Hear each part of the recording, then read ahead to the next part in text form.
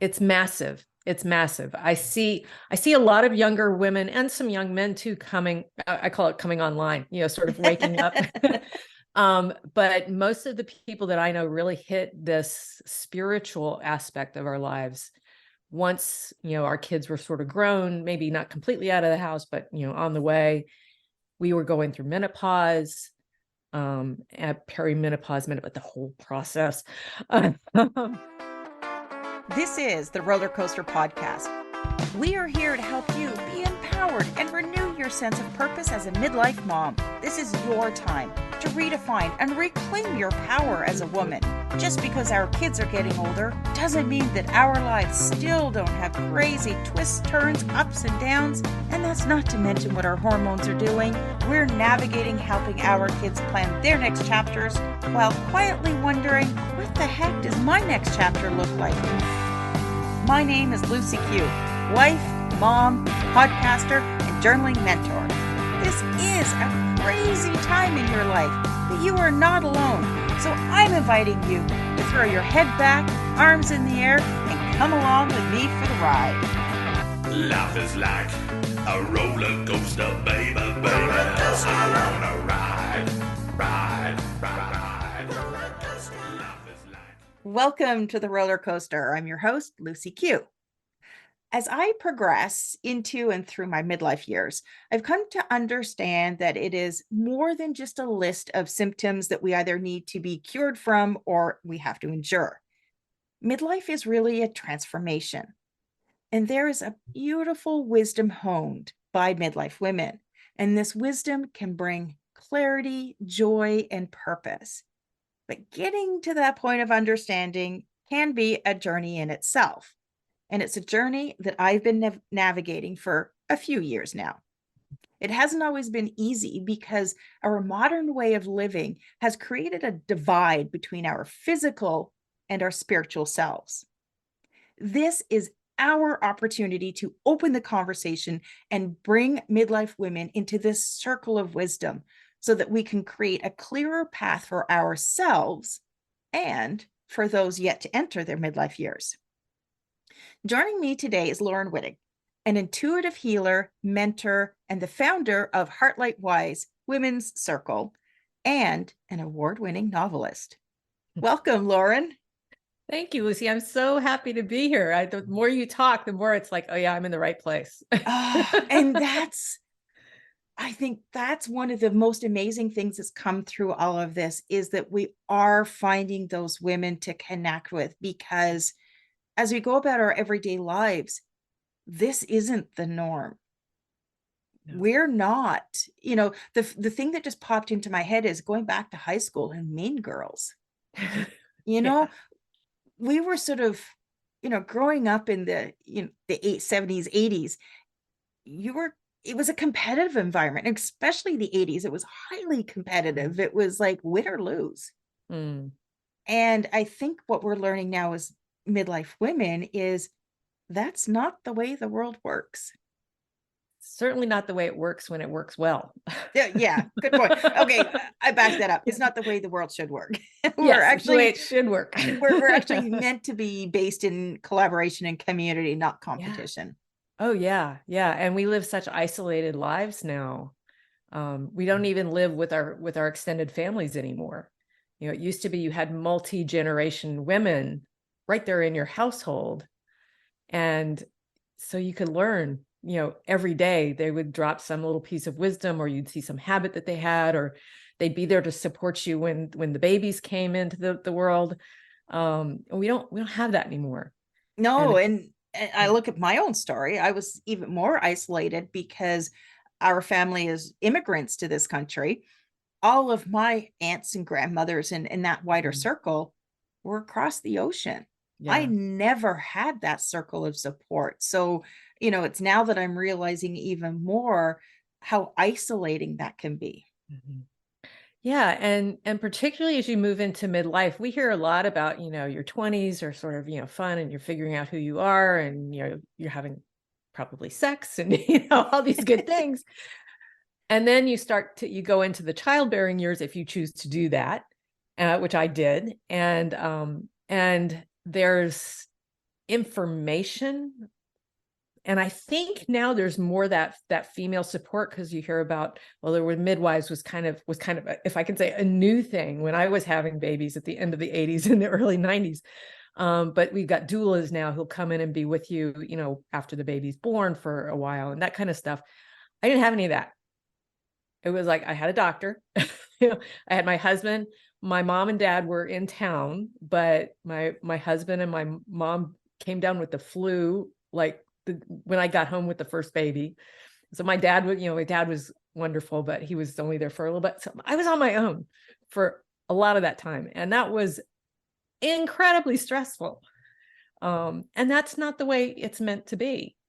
I mean, I love historical fiction, and I've never studied history, but I have a degree in anthropology, cultural anthropology. And more traditionally, it's the women come around the mother as she's birthing to support and help with that process. But then there's multi-generations there to help through that early time when she's still recovering from this major, it's a body trauma to have a child. And yet, they were there to help and support, and you had your laying in time, where you were meant to heal, and feed the baby. And being part of that environment, you're learning about that phase, right, from right. being part of it. So, even before you have kids, you're learning about the, Right. being pregnant and the birthing process and what happens. You're learning all of these things. Yeah. Whereas, now it's just this, sure, there's hundreds of thousands of books on it. Mm-hmm. But once you get there and it's that all of a sudden you realize you're in labor, you're like, oh, I don't know what's going on. And this is scary. For me, I had a doctor for my first. And then I decided to have a midwife for my second. And it was a much different experience. Mm-hmm. Funny enough, I was actually born at home with a midwife. It was planned. Nice. Because that's how it was typically done in England at the time. But my mother was still on her own. It still wasn't that necessarily that circle around it. So, right. I think there are many lessons that we can take from that, if we remember how isolating that was in our childbirthing experiences, and to realize that now we're birthing something else. Yeah. We can't, and we shouldn't be doing it alone. No. One of the best experiences of my menopause, actually, I'm about 10 years from officially being through with menopause, but I had 13 years of active, difficult menopause symptoms, or perimenopause, whatever. And there's not even good language around that. No, there's not. But one of the best things that I did for myself, and I did it was completely selfish at first, but in 2018, I kind of stepped out into public as an intuitive healer. And as part of that process of setting up my own practice and getting to know people, I gathered a group of women together, and I call it the Wise Women Circle. And it was mostly because I kept talking to all these interesting people who said, I really just wish we had a community where we could all gather and get together. And I finally went, shoot, nobody else is doing this. I'm going to have to do that. So I did. And I asked those friends, if you've got people you think would be interested in doing this, let's, have them join us. One of my friends had a nice space at her office. She said, you can use this for free. It was like, great, let's put this together. And we started with about 10 women who showed up, most of whom I knew, a couple that I didn't. And we met twice a month for 2 years until the pandemic shut us down in person. Didn't really translate to Zoom. But I was going through, sort of learning what life is like in this next act. Because now I'm in my elder years, I'm 62, which is not old, but it is the wisdom years. After you've gone through that transition time, like we did when we got our periods, went through puberty, and we went through this, I don't know, it's kind of like a second puberty, actually, because your hormones can it's a be reverse crazy. Puberty. Yeah. Yeah, exactly. But that group of people came into my life when I was also dealing with my mother, who had dementia, was a narcissist, and I was kind of a mess. So because I was the leader, I got to choose what we were going to talk about each time. And I would do a little research and have some questions, kind of like, like you prepare for a podcast almost. And then I would say, here's what I need to talk about. And I would throw the topic out with a little bit of information about why I had, why I was having trouble with it. And suddenly everybody sort of relaxed and started talking and, sharing their experience, their wisdom, their perspective, which for me was really the juicy part, that perspective, just getting out of my own head, body into somebody else's point of view was amazing. It was empowering because now I could stop and go, okay, I don't have to react this way. I could choose another way, or I could choose to see this not as me as a victim, but me as choosing to step up and do what needs to be done. It was a remarkable community. And we ended up with I think I have about 45 people on the mailing list. We'd have 12 to 15 usually show up at each meeting, but it was a heartline for all of us. And it was such a lesson in allowing yourself to be vulnerable, allowing yourself to gain wisdom from others. You don't have to know it all. I wish I had done it 10 years earlier because it would have been really helpful then too. But that community of women, and even though the circle hasn't met since March of 2020, there's a core group there that I stay in touch with, and we'll get together for coffee and share those same kinds of stories and experiences. And we reach out to each other when something, hard is going on and we need a little support. So even though the bigger community is not active at this moment, those connections are still there. And it has provided me in this time of isolation, thanks to Zoom, that kind of support that we need. And especially in times like we've had the last few years where we're alone more than usual. And Even we're trying more to isolated. Yeah. more isolated, more fearful. We didn't know what's going on. We don't, and it's still hard. And but for me, that was one of the life-changing things that I've ever done and been a part of. And you mentioned something really important there, and it's that vulnerability, because I think that is what stops a lot of us from opening up. I know for myself, when you mentioned that you've been going, your sort of menopause journey lasted 13 years. And I think first off, that's something that we're not told as women, is that, I mean, for me, I'm going to say that very easily, my hormonal change started my very early 40s. Mine was 39. Yeah, exactly. And then by the time I was 44, 45, I hit rock bottom. And I had no concept that what I was going through had anything to do with a midlife change. Not a clue. I thought, your hormones changed later on. I didn't know it was a gradual I didn't understand. I didn't have that circle of wisdom to help me. And as a result, I felt so completely isolated to the point where I actually considered exiting this life because I felt so alone. Yeah. But I mean, I can look back now with the wisdom that darkest day that I ever had was actually my greatest gift, because that was the beginning of the transformation. Sure, I had to hit rock bottom, but my hope in having conversations like this and creating that worldwide circle of women through conversation means that somebody else isn't going to get to that point. Right.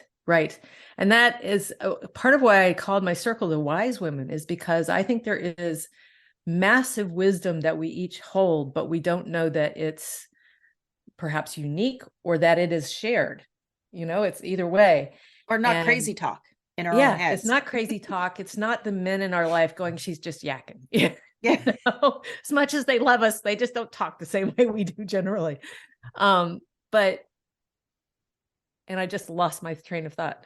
Oh, that's okay. Menopause minutes happen. But I mean, that's what comes down to trusting our wisdom and our intuition, because I think, again, it's not talked about, but part of the process is the spiritual reconnection. Yes. It's massive. it's massive. I see a lot of younger women and some young men too coming, I call it coming online, sort of waking up. But most of the people that I know really hit this spiritual aspect of our lives once, our kids were sort of grown, maybe not completely out of the house, but, on the way. We were going through menopause, at perimenopause, but the whole process. And you kind of get to this place where you're like, okay, first of all, estrogen, getting rid of all that estrogen that was running through my body allowed clarity in a way I had no idea. I mean, my brain got clear. My emotions were much more even. I was able to think about things in ways that I had not been able to have the attention for. Did you find as your estrogen declined, you found it easier? Because I had a completely different experience. No, the decline is hard. Yeah. Getting rid of it, being on the other side of that. So, and you still got some going around in your body, obviously, but it was about probably 2 to 3 years after that year that you have to go through with no period, before they say, oh yeah, now you're in menopause, so 2 to 3 years after that marker was when I really realized there's a clarity here that I am not familiar with.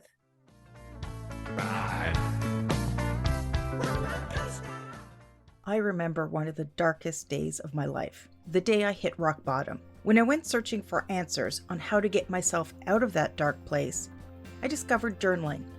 But when I tried to put pen to paper, I didn't know where to start. I had no guide or method to help me express what I was feeling.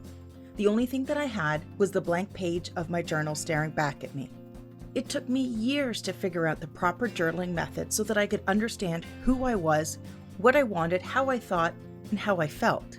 That is why I've taken everything that I've learned and turned it into a guide that will not only help you start your journaling journey, but will also help you start each day with purpose and gratitude. This guide is filled with growth tools, personal resources, and guided journal entries that will help you understand who you are, what you want, what you're thinking, and what you're feeling. You can find your journaling journey, your guide to starting each day with purpose and gratitude, on Amazon, and check out the show notes for links. Order your journaling journey today and discover your true self.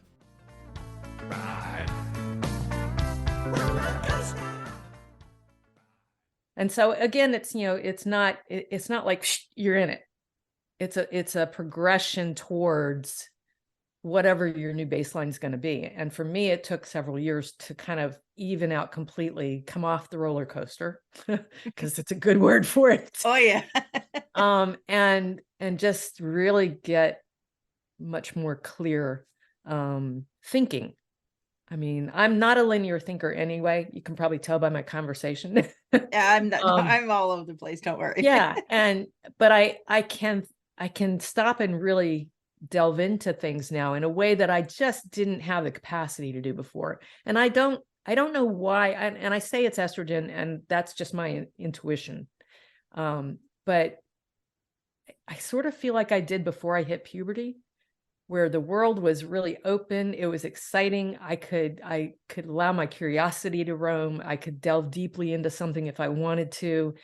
And then I was so driven by my hormones, that I just felt like I didn't notice it until looking back at how just unfocused my brain was for a lot of years. I could manage a lot of things. It wasn't like I wasn't functioning, but there was like this fog there that kept me from doing things like meditating and really looking inward, and from looking at myself not as a mom, a wife, somebody who's working, trying to manage everything, and taking care of elderly parents and, all this other stuff. And I could really look at myself and go, who do I want to be? Who am I really when I'm not doing all this stuff for other people? And there's just a clarity that came with it. And I would never go back. And, I can relate to that because, I look back to, when I was a kid, when I was a preteen, in fact, for most of my life, I've had no clue who I am. Mhm. I never saw myself beyond, the limitations of my existence. And when I evolved into being a wife and a mother, I then became those labels. Mhm. Mhm. And it wasn't until those labels started to, well, at least the label of being a mom started to change and evolve. That's when, it hit me of, who am I? Yeah. And for me, it was terrifying. It was Mhm. terrifying because I had no clue. I had no Yeah. clue, and I had no idea where to start. And, it's, I think that's what they sort of typically coin as the midlife crisis.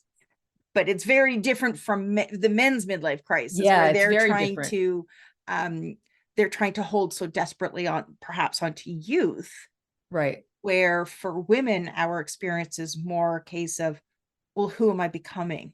Yes. Who am I now? Because our role has changed so much. And for a change, who do I want to be? Yes. What lights me up? What brings me joy? What things have I put aside or forgotten about or not done because I was busy being other things to other people? And it's not like you're never, you're not a wife and you're not a mother still, but it's different. And it's yeah, for me, a lot of it actually didn't actually happen in that terms of like coming to terms with who am I, what do I want to be, until my mom passed in 2019, that summer of 2019. And she was a narcissist. She had dementia. She had cancer at the end.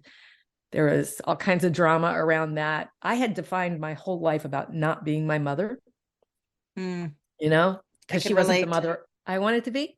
So my whole life had been about protecting myself from her, and from and very consciously not being my parents.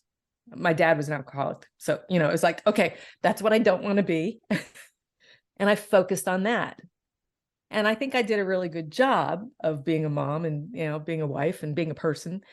But I never really turned and looked at myself and said, wait, who do I want to be? When my mom passed, because I hadn't done that yet, I didn't really grieve. I'd had a long time to grieve. Had dementia for 10 years. So, it was really a blessing at the end. I had no clue who I was. My kids were out of the house. I had my practice, my healing practice, but I had no clue about who I really was. And it was a startling moment. And it took me a while to get through that and get comfortable with not knowing who I was or what I wanted to do yet, because that allowed for curiosity. What was your process then? Once you sort of acknowledged, okay, who do I want to be? Mm-hmm. What was your sort of process that brought you through? Well, for me, it involved a lot of meditation. I have a very chattery brain, which I think a lot of us do, but it took really getting quiet, and doing a lot of communicating with my guides, which is one of my real heart-centered things I like to share with people. And for me, I do that a lot through what a lot of people call automatic writing. So it's like journaling, but I'm listening to other more wiser beings. So there was a lot of that. I also have a remarkable best friend who was kind of my therapist. And so there was a lot of conversations with her about the things that I was really excited about, which was my healing work. And that's evolved into even more stuff since then. But yeah, so the Wise Women Circle was part of that process. It started a little bit before she left, but it helped me through that process, and then continued long enough for me to kind of explore some of this question of who am I, what do I want to be, with that community before we had to shut it down for the pandemic. But some of it's just patience, and some of it's just noticing what does light me up. Conversations like this lights me way up. Agreed. And that's where 100%. that circle was serving that purpose. Now I have a podcast too, Curiously Wise, that has its purpose was to create these conversations for myself. So again, kind of a selfish community that I've built. But so a lot of it was being patient with myself, meditating so I could hear myself, that journaling aspect, and then just having conversations with people who knew me well. because sometimes getting that mirrored back at you, well, Lauren, when you do this, you just light up. Or, Lauren, 2 years ago, you said you wanted to do this thing. You still want to do that? It's like, huh. Either no, I don't want to do that anymore ever again, or yeah, that would be kind of cool. So that's again where that community comes into to help, not being in isolation. And it does help to have a best friend or a sister or an aunt. I have amazing aunts. Thank you. My mom has 3 sisters. She was the oldest, and my aunts are amazing and have been part of my life on and off since I was a kid. And so they really have been a source of wisdom for me, in sort of how to live after menopause, how to live into your elder years with grace and joy. And yeah, so it's a combination of things. And I think it's important to remember that ultimately this is a journey. Oh yeah. So often we get focused on that destination, to take something as I was going to say simple, but it's not, it's actually complex, as, identifying your purpose, those things that light you up, those gifts that you're supposed to bring to this world.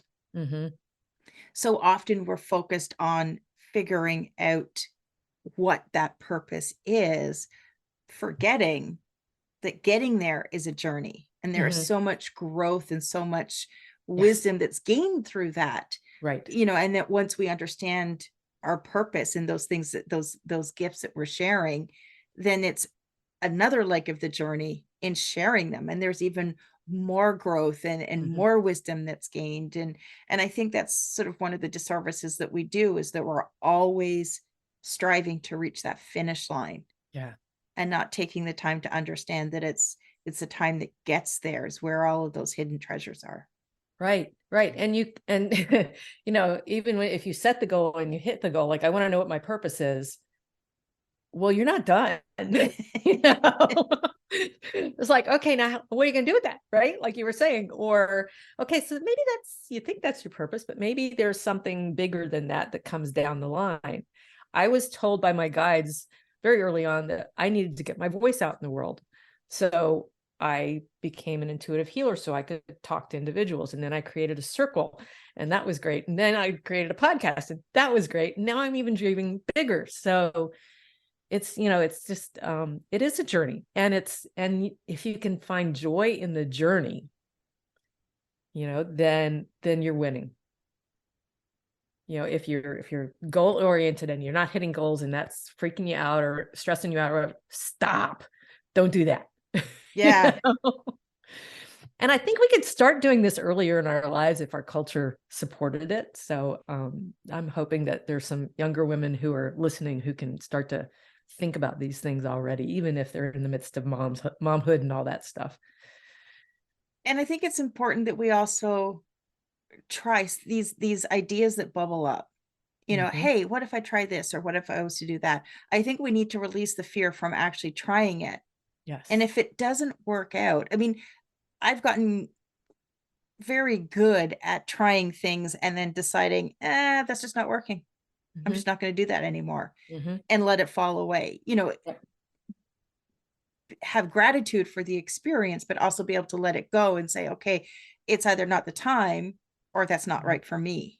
I'm going to keep moving forward. And it's these little side adventures that, I was saying to my son, you try all these different things and they may seem completely unrelated, but all of a sudden you get a few years down the road and you're doing something and you realize that all of these little side projects, all these little side adventures you had, there's little grains of wisdom that you gain from all of them. Yes. And then all of a sudden what you're actually doing, that big thing, you're like, oh, wow, I have all of this wisdom I can draw from. Yeah. And that was exactly what I was going to add, but you already said it. It's everything I've done along the way, every job I've had, every experience I've had with other people, every, lesson I learned from being a mom, whatever, the deaths of my parents, all of that has taught me something about myself, but it's also given me some skill or some way of thinking that is totally folding into everything I do now. And it's remarkable to look back and go, that was a useful thing to have done, even though I didn't want to take it any further. Or it was an epic failure. I mean, I've done things and it's just like, oh, that was good. Oh, no, that was a flop. And that's But you learn from okay. it, right? Yeah. And that's Yeah. okay. Is that, I think too often we think that we can only talk about our successes. Right. Well, that's, kind of goes back to the mean girl thing that, you don't want to look foolish and have somebody make fun of you, or you don't want to put yourself out there and then fail and have people go, well, she could never do that. She could never try anything else again because she failed at that. It's like, no. Failure is just, oh, that was interesting. It didn't work out. Okay, well, let me take what I can from that, move on, find something else to do. I mean, I've had multiple careers in my life. Yeah. I was a computer consultant and trainer in the 80s. Okay. So when they were brand new, we called them microcomputers. That's how new they were. And then I shifted when I had kids, and I was doing technical writing and some technical editing. And then I stayed at home. I was a stay-at-home mom for a long time because of health issues for my second child. And then I became a writer while I was a stay-at-home mom. I've published 6 novels.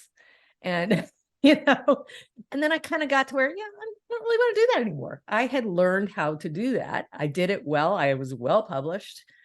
It's like, yeah, okay, I can check that one off. And, and I use so much of what I learned writing books and raising kids in the work I do now. And so, storytelling, conflict, and all that kind of stuff that you learn as you move along is very useful in managing the world and moving through and helping my clients. So it is. And, I think there's so much that we don't want to embrace in our lives because we think it's messy. Mm-hmm. But, there's something about this. And as I get closer, because I'm 50 this year, as I get closer, I don't even know how exactly to put it into words, but it's this level of knowing. But I can't really say it, just knowing that there's something bigger, there's something more, we're more connected. Oh, yeah. There's something else. And somebody will try and challenge me on that. But it's like, well, I just know. Yeah. I just know. I can't begin to tell you how I know these things. I just know. But they're things that I didn't know 10 years ago. And I didn't have this level of comfort with. Yeah. Yeah. You didn't allow yourself to know them. You didn't have time to know them back then. I didn't have time anymore. It's like, don't distract me with that stuff. Yeah, no kidding. All of those aunts that I have that I mentioned before, every single one of them told me that when they turned 50, their life changed. And part of that is that's typically when you're going through, maybe even getting done with menopause, hopefully getting done with menopause in your early 50s. But I didn't understand that. I was like, what do you mean? They're like, it's just different. It's just different. You feel different, and you have a different attitude about life, and you're willing to take more chances, and you're willing to put yourself, forward a bit more. But they couldn't really tell me what that was. And I hit 50, and by about 52 or so, I was like, oh my God, they're right. Of course, 52, 53 is when I was finally, over the end of the roller coaster bit there, that part of it anyway. But there is something about turning 50 that is different. It is stepping into a different stage. And it's hard to explain. I think that clarity that I was talking about is a big piece of it. That makes sense. Because I think women are so attuned to the creative energy of our bodies that even if you haven't had kids, you know what the process is about, and you experience part of it every month. But we're much more tuned inward just by the nature of our bodies. And so I think when all the outward stuff kind of falls away, or we don't care as much about it, because it's like, okay, over with it. And it's like, okay, I did that. I'm setting that one aside now. But our bodies we're used to tuning into our bodies. And so now our bodies are starting to not work the same way, but we're still tuning in, and there's room for something else to come up. Because, it's a time of real eye-opening, awakening to a spiritual part of the world. It's also, I think it's triggered a lot by the question of, well, now what? we've done all the things that society told us we're supposed to do. Now we're supposed to disappear as far as the culture goes. Yeah, no kidding. It's like, okay, go away, you're getting old. But it's a magical time because we're not as defined. Maybe that's really the gift, is we're not as defined in this time of our lives as we are so much of our lives coming up to this.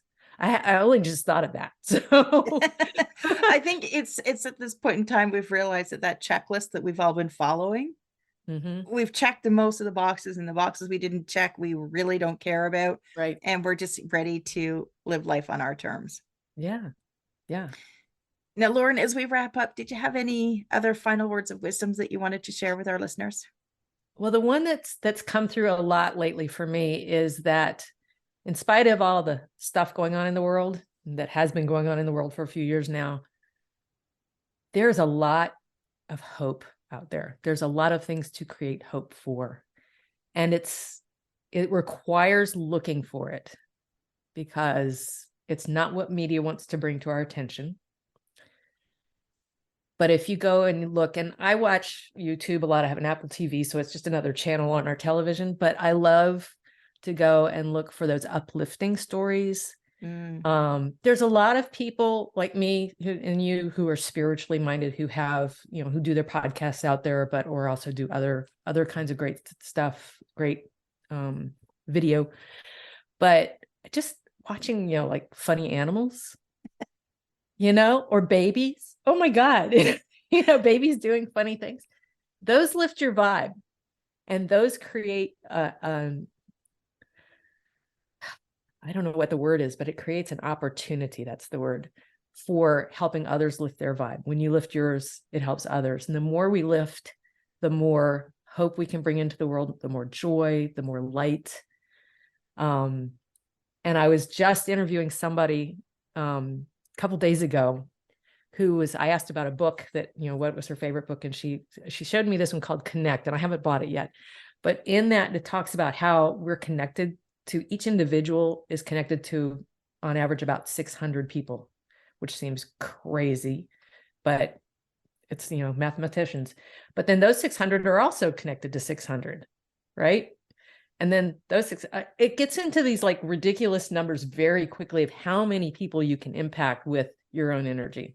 So if you can find a way to hope or laugh or feel joy, let your energy rise, and then everybody around you is going to start feeling that too. And maybe we can bring a hopeful world into being instead of a fearful world.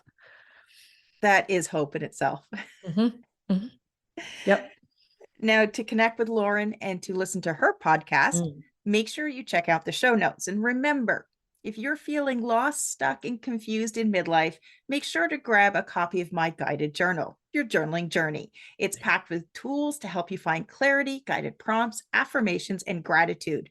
You can get Your Journaling Journey on Amazon today. And thank you to all of our listeners. And Laurin, thank you so much for joining me today. Oh, this has been joyful. Thanks for listening to this episode of the Roller Coaster Podcast. Want to chat or share your ideas about today's show? Pop me an email at hello@therollercoasterpodcast.com. Don't forget to connect with me on Facebook and Instagram at The Roller Coaster Podcast. Our theme song, Roller Coaster, was performed by The Lucky Setback. Audio editing by the one and only Jeff Quigley of Quigley Creator. Life is like a roller coaster, baby, baby. I wanna ride, ride, ride, ride. Life is like a roller coaster, baby, baby.